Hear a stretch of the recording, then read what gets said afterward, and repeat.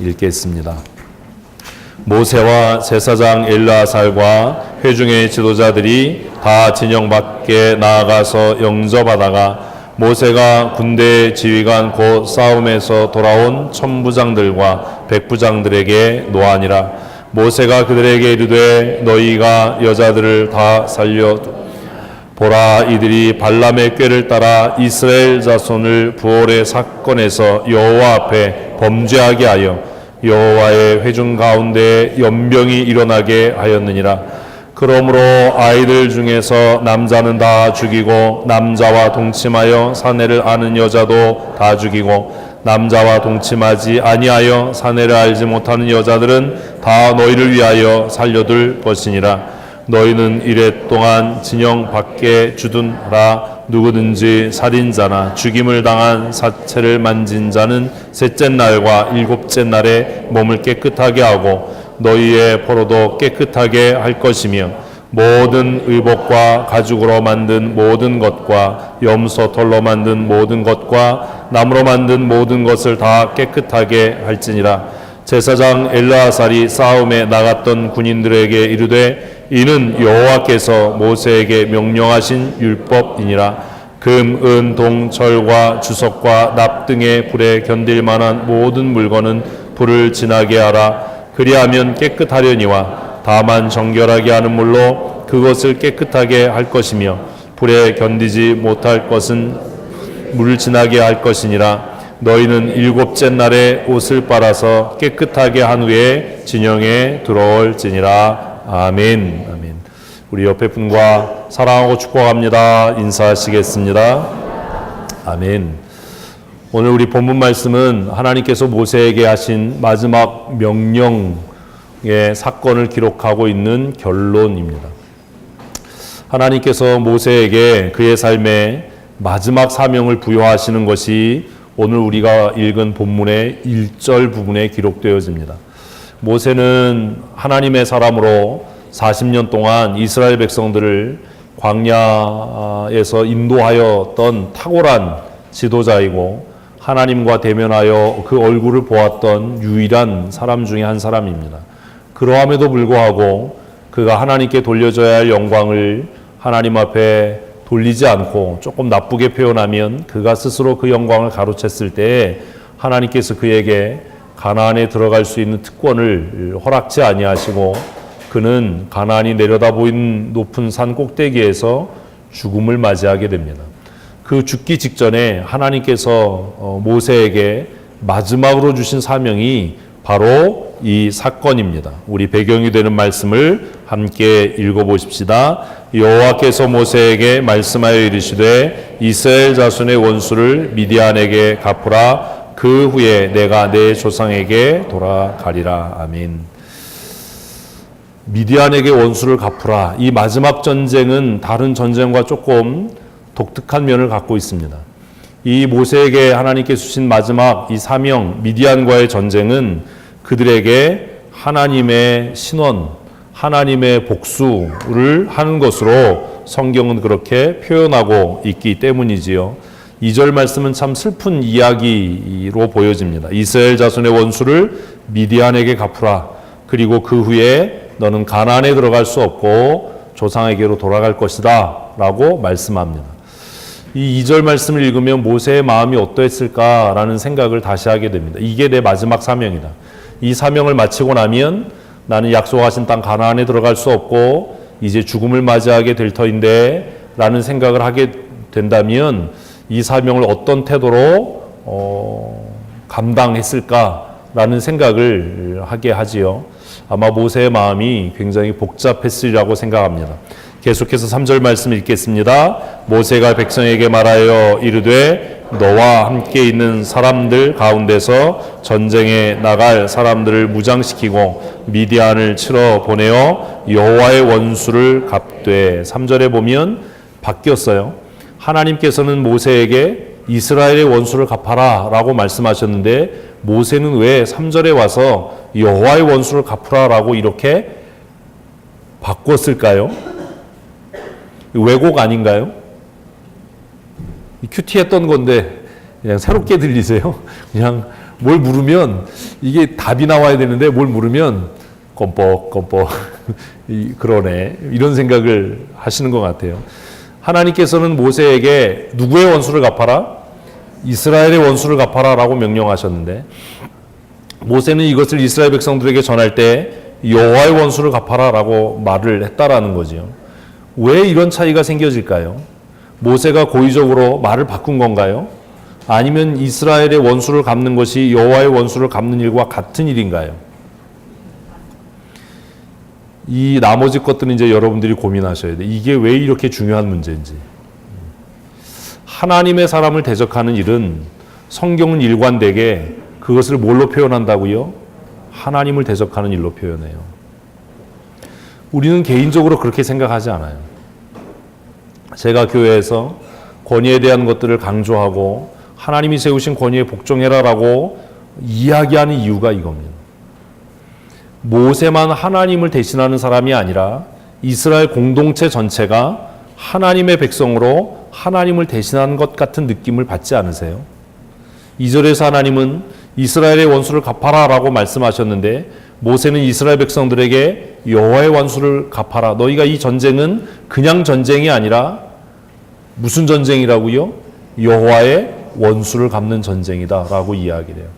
오늘 구원받은 성도의 삶은 그저 내가 잘 먹고 잘 되고 형통케 하기 위해서 살아가는 삶이 아니라 하나님의 영광을 위한 삶. 민수기 오늘 본문에 의하면 하나님의 영광을 드러내기 위해서 우리는 영적인 싸움을 위해 부름받은 십자가의 군사인 것을 반드시 잊지 말고 기억해야 할 것입니다. 여러분들은 무엇을 위해 사는 사람들이라고요? 하나님의 영광을 위해 사는 사람들이에요. 우리가 그렇게 살아갈 때 우리를 대적하는 사람들은 우리의 원수가 아니라 누구의 원수가 된다고요? 하나님의 원수가 되는 겁니다. 여러분, 이거 굉장히 중요한 겁니다. 그래서 지난주에 우리가 하나님 앞에 무엇을 얻으면? 담대함을 얻으면. 어떻게 일주일 지나면 이렇게 다 까맣게 2달 동안을 했는데, 제가 정말 설교를 짧게 하고 싶은데 이게 참 기억하셔야 돼요. 우리의 마음이 우리를 책망할 것이 없어서 우리가 하나님 앞에 담대함을 얻으면, 그러나 우리가 우리의 마음에 거리끼는 게 있고 늘 찔리는 것이 있지만 하나님은 우리의 마음보다 크셔서 우리의 연약함을 아셔서 우리를 용서하시고 우리를 있는 모습 그대로 인정하심으로 우리가 하나님 앞에 무엇을 얻으면? 담대함을 얻으면 우리가 그에게, 제가 역시 너무 설교를 짧게 하는 거예요. 무엇이든지 구하면 하나님께서 응답하실 줄로 믿습니다. 이게 하나님의 자녀된 삶이에요. 그냥 교회 다니는 게 예수 믿는 게 아니에요. 하나님 앞에 정직하고 하나님 앞에 온전하게 살아가면 하나님의 자녀로 누리는 특권과 권세가 무엇이냐? 누군가 나를 대적하고 누군가 나에서 비방하는 자는 누구의 원수가 되는? 하나님의 원수가 되는. 여러분 믿으세요? 이게 영접하는 자, 곧 그 이름을 믿는 자들에게는 하나님의 자녀가 되는 권세를 주셨다라는 말씀이에요. 사람과 관계에서 뭐 이렇게 막 그것보다 누구와의 관계? 먼저 하나님과의 관계를 깊이 해야 하는 이유가 거기에 있는 겁니다. 하나님을 기쁘시게 하기 위해서 형제 사랑하는 것을 힘써 말과 혀로가 아니라 행함과 진실함으로 실천해야 하는 이유가 여기에 있는 겁니다. 하나님의 사람이 되십시오. 이게 쉽지 않아요. 오늘 정말 우리 교회가 하나님의 교회입니까? 사람의 교회입니까? 내년부터 이제 교회 목회자들 과세 문제가 있어서 제 동기 목사님 교회에서 얼마 전에 그 세무 업무를 하시는 그 장로님을 청해서 그 세법에 대한 강의를 했어요. 제가 시간이 없어서 그걸 좀 새벽 늦게까지 좀 이렇게 중간중간 봤는데, 거기서 그 얘기를 하더라고요. 그 일반 법에서도 어떤 성도가 교회 전체 예산의 5% 이상 헌금을 하면 그렇게 본다는 거예요. 이 사람이 헌금을 많이 해서 교회를 자기 의도대로 흔들 의도를 가지고 있다라고 본다는 거예요. 그래서 어떤 사람이 그 우리가 연말에 하는 확인서 띄어가잖아요. 기부금 확인서를 띄어갈 때 이 사람이 교회 전체 그 경상비의 5% 이상의 헌금을 하면 그것에 대해서 세무조사를 할 수 있다는 거예요. 이 사람이 교회가 사회사업이나 구제를 위해서 선한 목적대로 교회가 사역하는 일에 뭐가 되지 않는가? 방해가 되지 않는가? 자기 마음대로 교회를 어떻게 흔들려고 하는 그런 의도가 있지 않는가? 제가 그 강의를 들으면서 깜짝 놀랐어요. 아, 일반 사람들도 그렇게 보는구나. 일반 사회에서도 그렇게 보는구나. 오늘 교회가 사실 처해 있는 위기가 이런 거예요. 내년부터 이제 그 납세 문제 때문에 좀 여러 가지로 어려움이 있는데, 제가 그래서 요즘에 그런 또 공부를 이제 하려고 해요. 근데 이 세법이 굉장히 복잡하네요. 요즘에 새벽까지 좀 그런 것들을 좀 이렇게 공부하느라고 좀 시간을 보냈는데, 어쨌든 여러분 정말로 내가 사람의 사람인지 하나님의 사람인지 여러분 스스로 좀 고민을 하셔야 돼요. 그리고 교회 공동체도 우리 교회 공동체가 하나님의 교회인지 몇몇 특정한 사람들의 교회인지에 대해서 고민해야 돼요. 제가 여러분들에게 원하는 것은 하나님의 사람이 되십시오. 사람의 사람으로 살지 마십시오. 우리가 하나님의 사람으로 살아갈 때 우리의 대적은 곧 누구의 원수가 되는 하나님의 원수가 되는 그런 은혜를 누리게 될 것이기 때문입니다. 계속해서 우리 4절 말씀 읽겠습니다. 이스라엘 모든 지파에게 각 지파에서 1000명씩을 전쟁에 보낼지라 하며 각 지파에서 1000명씩 이스라엘 100만 중에서 12,000명을 택하여 무장을 시킨지라. 상징적인 거지요. 전쟁에 나갈 때 군인의 숫자를 어떻게 정하지요? 상대편의 적군의 숫자에 비례해서 정하지 않나요? 그지요? 또 그런데 관심 없으세요? 우리가 지금 휴전 중인데, 근데 참 특이한 것은 전쟁에 나갈 사람들을 뽑는데 싸울 적군과 전혀 관계없이 한 지파에서 얼마씩이요? 1000명씩. 이건 상징적인 거예요. 1000명이라고 하는 것은 가득 찬 숫자를 이야기하고, 그것은 무엇을 상징하냐면 1000명이 나가서 싸우지만 이스라엘 전체가 이 전쟁에 참여하고 있다라는 상징성을 갖습니다. 그래서 12지파에서 1000명씩을 내보내니까 얼마가 된 거예요? 네, 12,000명이 된 거예요. 적군의 수요와 관계없어요. 우리가 전심으로 하나님의 말씀에 순종합니다. 한 사람도 빠짐없이. 여러분 정말로 교회가 고민해야 될 부분 중에 하나가 그거예요. 우리 교회가 많은 사역을 합니다. 이번 주 토요일에도 청소년 밴드 경연대회 이제 본선이 있고 또 결선이 있고 이런 일들을 합니다. 여러분 그 일들에 어떻게 참여하고 계십니까? 많고 적음이 중요한 것이 아니라 모두가 함께 하는 게 중요한 거예요. 그게 행함과 진실함의 사랑이에요. 주일 저녁 찬양 예배, 수요 기도회, 금요 기도에 참석하시는 것이 정말로 중요한 이유는 사실 그것이 무슨 기도하고 이것을 떠나서 그건 둘째 문제예요. 진짜 중요한 것은 내가 그 일에 뭐 하고 있다라고 하는, 동참하고 있다라고 하는. 지난번 그 기도회 주간에 제 집사람이 그러더라고요. 뭐라 그러면서 시간이 아깝고 어쩌고 제가 막 야단을 쳤어요. 그따구 소리 하지 말라고. 기도해야 하는데 시간이 아까워? 기도해야 한다는 것은 기도를 하든 뭐 꾸중을 듣든 그것 자체가 뭐다? 헌신이다. 기도해야 하고 예배하는데 시간이 아까워? 그럼 오지 마라. 저한테 직사게 욕먹었어요. 그런 소리 하려면 당신이 목회를 하든지. 저는 그래요. 억울하면 뭐 하라고요? 네가 목사가 되라. 모두가 참여하는 전쟁. 한 사람도 빠짐없이, 12지파 중에 어떤 지파도 빠짐없이 모두가 참여하는 전쟁. 좀 부당하지 않나요? 4절이? 큐티하면서 그런 고민 안 하세요? 4절이 뭐가 부당하지요? 인구가 많은 지파도 있잖아요. 상대적으로 인구가 적은 지파도 있잖아요. 공평하게 하려면 어떻게 해야 돼요?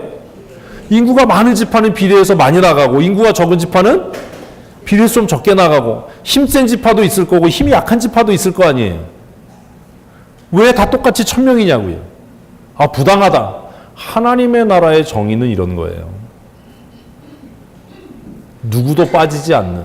그래서 이 1000명이라고 하는 숫자는 상징성이 굉장히 강해요. 모두가 참여하는 전쟁. 한 사람도 빠짐없이 참여하는 전쟁. 사랑하는 성도 여러분, 우리 모두가 이 거룩한 영적인 싸움에 참여하는 믿음의 사람들이 되셨으면 좋겠습니다. 함께 짐을 나누어 주셔야 합니다. 진 모임에 잘 참석하시고 교회 모든 공적인 모임에 참석하시는 것이 우리가 함께하는 전쟁이 되는 겁니다. 아멘만 하지 말고 실천하셔야 돼요. 이렇게 12,000명이 전쟁에 나갔습니다. 그러나 이 전쟁을 승리케 하신 분은 누구예요? 하나님이십니다. 우리 모든 교회가, 우리 모든 성도들이 한 마음으로 주의 일을 감당코자 할 때 하나님께서 반드시 우리에게 승리를 주실 줄로 믿습니다. 7절 읽겠습니다. 그들이가 누구예요? 여태까지 헛들은 거죠. 이스라엘 전체가요. 그들이. 상징적으로는 몇 명이요? 12,000명이. 그러나 여기서 말하는 그들은 누구라고요? 이스라엘 전체가요. 한 사람도 빠짐없이. 그들이, 그 다음 읽습니다. 여호와께서 모세에게 명령하신 대로 미디안을 쳐서 남자를 다 죽였고. 좀 잔인하지요? 남자를 다 죽였어요. 자, 8절 계속해서 읽습니다. 그 죽인 자 외에 미디안의 5 왕을 죽였으니 미디안의 왕들은 에위와 레겜과 수루와 후루와 레바이며 또 부올의 아들 발람을 칼로 죽였더라. 자, 미디안의 왕이 몇 명이었어요? 5명이었어요. 5 연합군이었어요. 12,000명으로는 이길 수 있는 전쟁이 아니었던 것 같아요. 5 왕의 연합군대를 12,000명의 군대로 승리했어요. 이 전쟁은 누가 봐도 하나님이 승리케 하신 전쟁이에요. 그래서 그 5 왕을 죽였다라고 5 사람의 이름을 기록하고 8절에 진짜 중요한 건 뭐예요? 발람을 죽였다는 거죠. 발람이 뭐 했던 사람인데요? 이스라엘 백성 전체를 부올의 사건에 참여하도록 하나님을 배반하고 우상을 섬기도록 미혹했던 그를 처단하는 그 일을 그들이 했습니다. 9절을 읽겠습니다. 이스라엘 자손이 미디안의 부녀들과 그들의 아이들을 사로잡고 그들의 가축과 양떼와 재물을 다 탈취하고 그들이 거처하는 성읍들과 촌락을 다 불사르고 탈취한 것, 노략한 것, 사람과 짐승을 다 빼앗습니다. 잘했지요? 대답을 안 하세요. 잘했지요? 하나님께서 승리를 주셨어요. 모세의 명령에 순종해서 12,000명의 적은 병력을 가지고 나가서 두려워하지 않고 떨지 않고 물러서지 않고 그들은 한 마음으로 싸워서 5 왕을 물리치고 그리고 이스라엘을 범죄하게 했던 발람을 처단하는 하나님의 공의를 실현하고 하나님의 원수를 갚는 위대한 그 전쟁을 끝내고 그들이 기쁨과 감사함으로 의기양양하게 그러나 조금은 피곤한 몸으로 돌아왔습니다. 근데 문제가 이제 여기서부터 생깁니다. 이렇게 돌아올 때 군대 지휘관들과 전쟁에 나갔던 용사들의 마음이 어땠겠어요? 얼마나 뿌듯했겠어요? 칭찬 듣겠지. 잘했다고 인정받겠지. 백성들이 환호하면서 우리를 맞아주겠지. 우리가 가끔 교회에서 무언가를 하고 났을 때 이런 마음이 들잖아요. 그런데 뜻밖의 일을 그들은 만나게 됩니다. 13절입니다. 모세와 제사장 엘르아살과 회중의 지도자들이 다 진영 밖에 나가서 영접하다가 그들이 기대했던 것처럼 최고 지도자인 모세 그리고 최고 지도자인 엘르아살 그리고 회중의 모든 지도자들이 뛰어나와서 진영 밖에서 그들을 영접해 줬어요. 여기까진 좋았어요. 야, 그러면 그렇지. 근데 문제가 뭐예요? 가가 문제예요. 하다, 가. 이게 문제예요. 여기까지는 분위기가 참 좋았어요. 그래, 우리가 수고했어. 우리가 있었지. 인정받을 만하지. 근데 14절 같이 읽겠습니다. 모세가 군대의 지휘관과 곧 싸움에서 돌아온 천부장과 백부장들에게 노하니라. 14절은 좀 잔인하게 기록해요. 모세가 군대의 지휘관, 여기까지만 써도 되는데 아주 콕 찍어서 이야기하죠. 곧 싸움에서 돌아온. 싸움에서 돌아온이라는 말이 의미하는 게 뭐겠어요? 위로받을 만한, 승리한, 피곤하고 지친,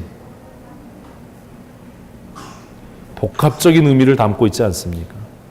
그들은 인정받을 만하고, 그들은 칭찬받을 만하고, 그들은 그 수고에 대한 위로를 받을 만한 사람들 아닙니까?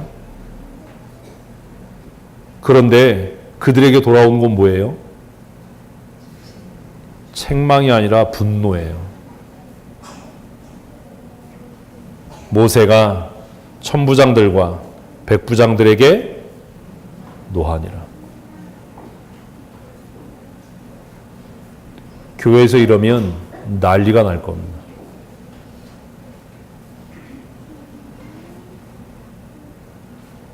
아마 이렇게 했으면 이 천부장, 백부장들 다 교회 옮긴다고 난리치고 그 다음 주부터 교회 안 나오고 목사하고 원수가 되겠죠. 그렇지 않겠어요? 우리가 무언가를 할 때 목숨 걸고 하나요? 전쟁에 나간 사람들은 이제 뭐 하고 왔죠? 목숨 걸고 싸우고 왔죠. 다소왕의 연합군과 1만 2천 명이 싸웠으니까 얼마나 처절한 싸움을 싸웠겠어요. 피 범벅이 됐겠죠. 씻지도 못하고 지치고 피곤한 상태로 돌아와서 위로와 쉼을 얻을 거라고 생각했는데 그들에게 돌아온 건 분노, 비난, 책망이었어요. 이쯤 되면 교회 공동체는 깨집니다.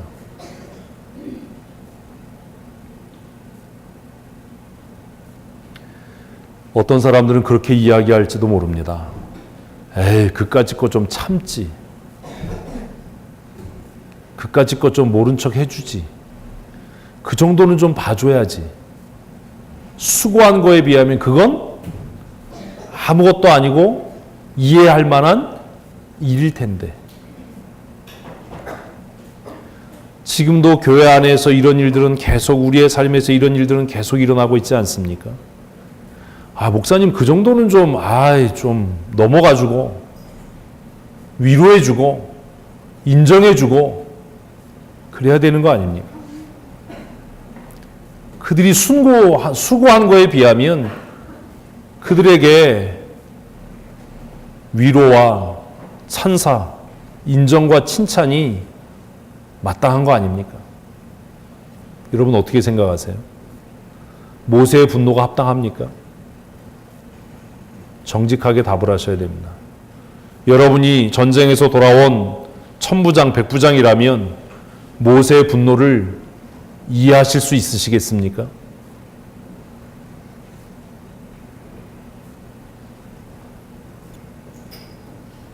전쟁에서 돌아온 군대 지휘관들에게 소리 지르고 화내고 분노하는 모세의 모습을 지켜보고 있는 엘르아살, 회중의 지도자들, 이 여러분이라면 여러분 이해하실 수 있으시겠습니까?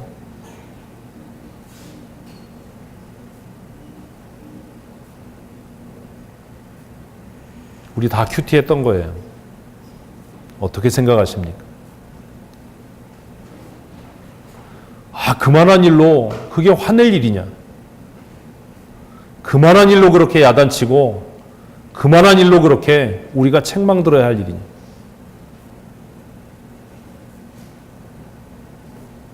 모세가 이렇게 분노했던 이유가 뭐지요?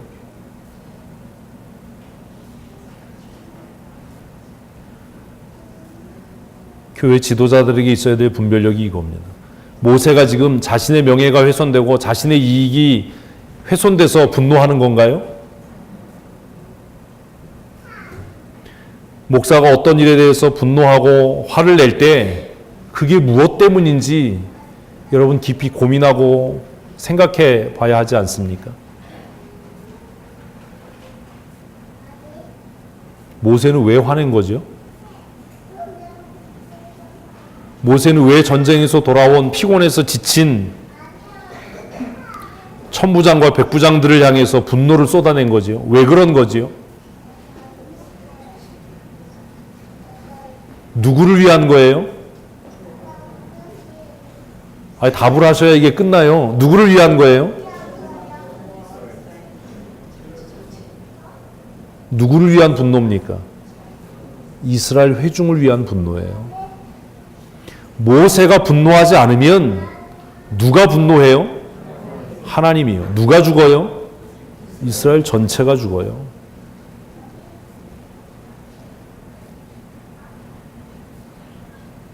목사와 장로가 분노하는 이유는 이것이어야 하는 겁니다. 만일 모세가 이 일에서 침묵하고 이것 때문에 갈등이 일어날 거야, 이것 때문에 교회가 싸우게 될 거야, 혼란스러워질 거야, 이게 겁나서 침묵했다면 이 사건의 끝은 뭐겠어요? 예? 이스라엘 전체가 죽는 겁니다. 뭘 택하시겠습니까?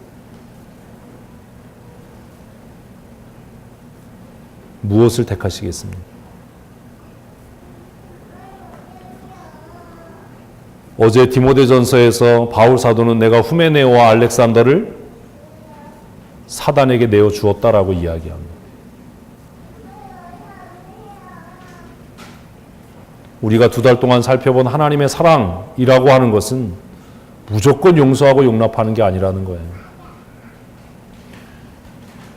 여러분, 요즘 교회에서 어떤 목사가 어떤 성도에 대해서 내가 그 사람들을 사단에게 내어줬어 이러면 그 교회가 평안하겠습니까?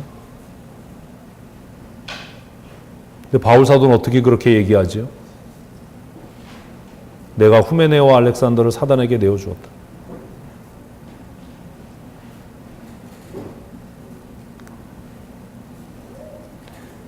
모세의 분노의 원인이 뭐지요?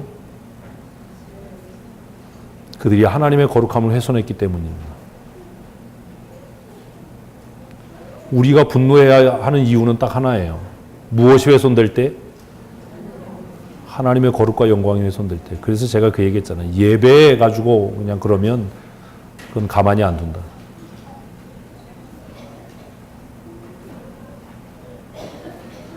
예배에 나왔는데 뭐 이게 시간 낭비 같아요. 그러면 그거는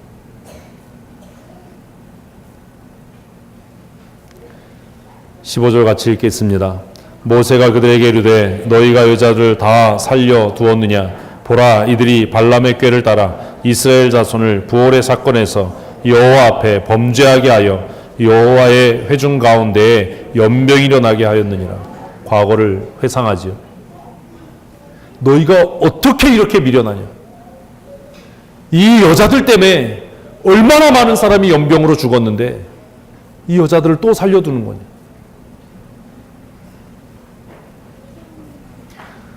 우리는 성경적이지 못한 가치 때문에 혼란스러워지고 헷갈릴 때가 있어요.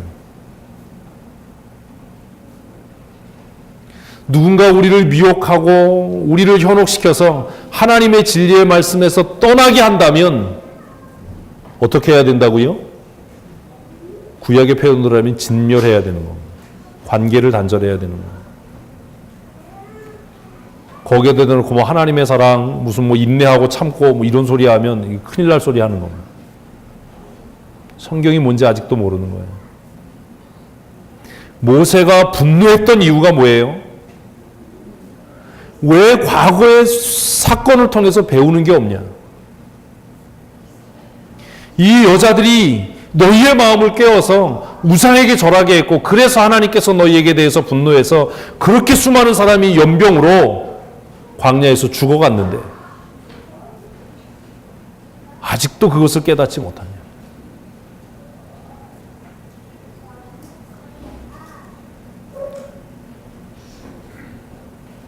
결국 모세의 분노는 누구를 위한 거라고요? 이스라엘 회중을 위한 거예요. 이스라엘 회중을 위한 거.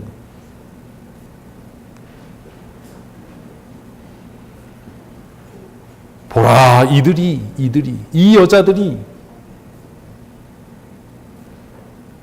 발람의 꾀를 따라 하나님의 거룩함을 위하여 부름받은 이스라엘 자손을 부활의 사건에서 하나님 앞에 범죄하게 해서 얼마나 많은 사람이 광야에서 연병으로 죽었는데 너희가 아직도 정신을 못 차리고 이들을 살려두었니? 그리고 해결 방안을 제시합니다. 해결 방안은 무섭습니다. 하나님의 사랑이 크면 하나님의 공의는 무섭습니다. 하나님의 사랑을 이야기하기 전에 우리가 생각해야 할 것은 하나님의 공의입니다. 17절 읽습니다. 그러므로 아이들 중에서 남자는 다 죽이고, 여러분 이거 용납하실 수 있으시겠어요? 아이들을 다 죽이라니요.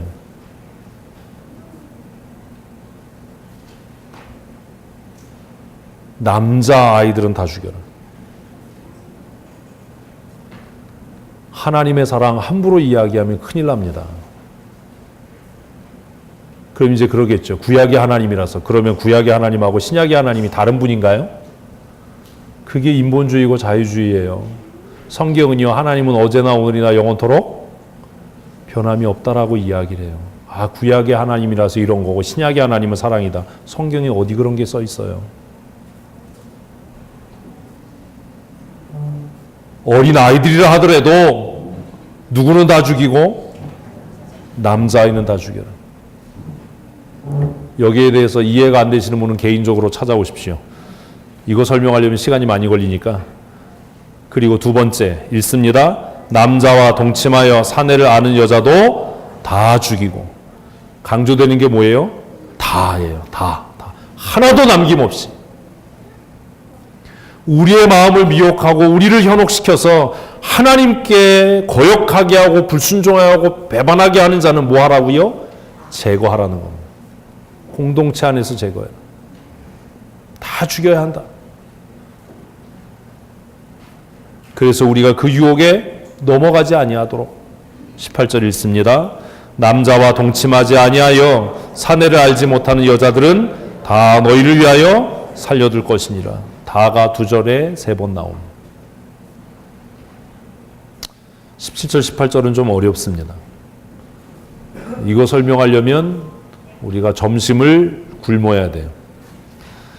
이게 왜 남자 아이들은 다 죽여야 하는지, 남자와 동침한 여자와 남자를 알지 못하는 여자의 차이는 무엇인지 이게 궁금하시면 저한테 메일을 보내시든지 개인적으로 오시든지 아니면 다시 제자양육반에 들어오시든지.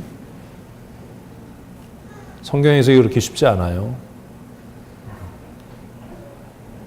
이게 해결 방안이었어요. 그리고 이제 자신들을 위한 해결 방안이 있습니다. 19절 읽습니다. 너희는 이래 동안 진영 밖에 주두나. 여러분 이게 쉬울까요? 어려울까요? 전쟁하는 것보다 저는 이게 더 어려웠을 것 같아요. 울타리 하나만 넘으면 어딘데요?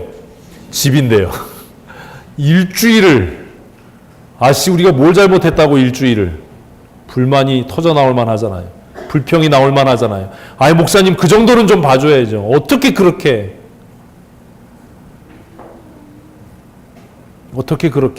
가혹하게. 이래 동안 진영 밖에 주둔해라.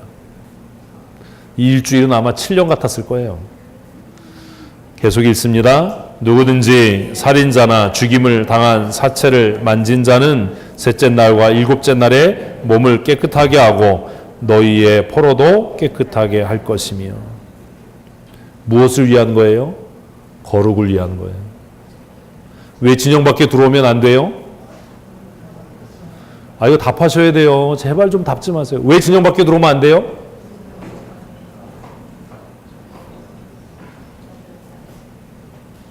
여기 굉장히 중요한 문제예요. 이스라엘의 진영은 누가 임재하는? 하나님이 임재하시는 곳이에요. 하나님이 임재하는 그 거룩한 곳에 부정을 입은 사람들이 들어오게 되면 둘 중에 하나가 일어나는 겁니다. 하나는 뭐예요? 하나님이 떠나시든지, 그 다음은 뭐예요? 다 죽든지. 이 말씀을 우리에게 적용해 보십시다. 제가 여러분에게 묻습니다. 우리 교회가 하나님이 임재하시는 거룩한 교회입니까? 이거 답하셔야 돼요. 이거 답이 저하고 다르면 저하고 다른 길을 가고 있는 겁니다. 우리 교회가, 우리의 예배가, 우리의 모임이 하나님이 임재하시는 거룩한 예배, 거룩한 교회입니까?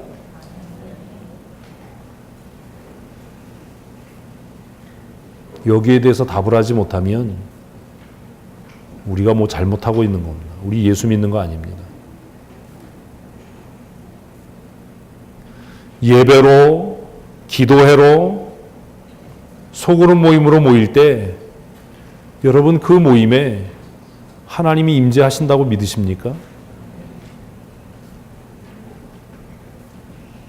우리가 기도회로 모이고 예배로 모이고 진모임으로 모일 때 그곳에 하나님이 임재하신다면 모여서 잡담을 하다 끝나든 야단을 맞다 끝나든 기도를 하다 끝나든 그것 자체가 귀하고 복된 시간인 거예요. 무엇을 얻기 위해 나오는 게 아니에요. 하나님의 임재 자체가 목적인 거예요.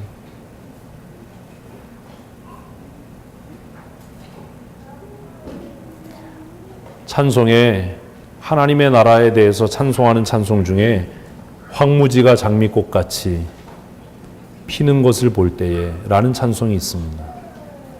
그 찬송의 후렴이 뭐지요?